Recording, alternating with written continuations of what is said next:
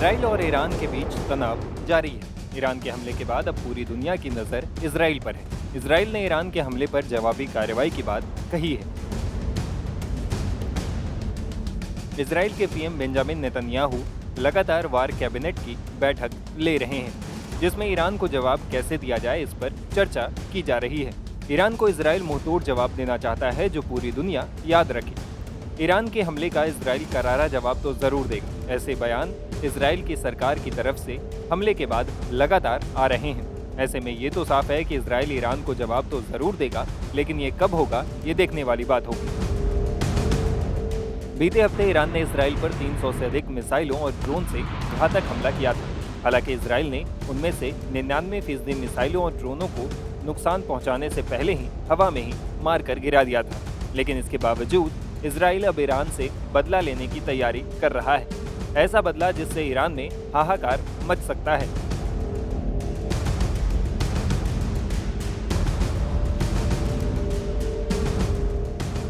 Israel के हमले की तैयारी के बीच ब्रिटेन के विदेश मंत्री डेविड कैमरन ने एक बड़ा खुलासा किया है।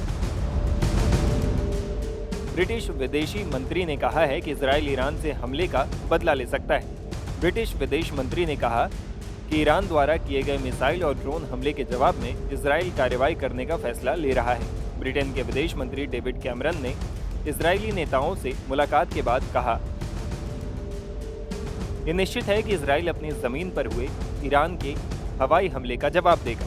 वो इसके लिए तैयार है और बेहतर स्थितियों का आकलन कर रहा है।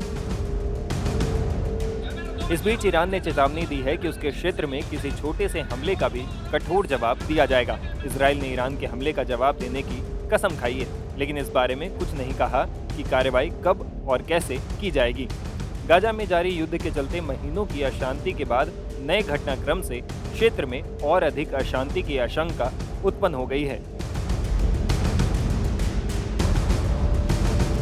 ईरान के हमले को नाकाम करने में मदद करने वाले इजराइल के करीबी सहयोगी अमेरिका और ब्रिटेन हालात और खराब न होने देने की कोशिश कर रहे हैं। इन देशों का मानना है कि अगर इजराइल ने ईरान पर जवाबी हमला किया तो इससे महायुद्ध की स्थिति बन सकती है, जिससे दुनिया को बड़ा नुकसान हो सकता है। ऐसे में अब सबकी नजरें इजराइल के अगले एक्शन पर है। टाइम्स नाउ भारत डिजिटल की रिपोर्ट।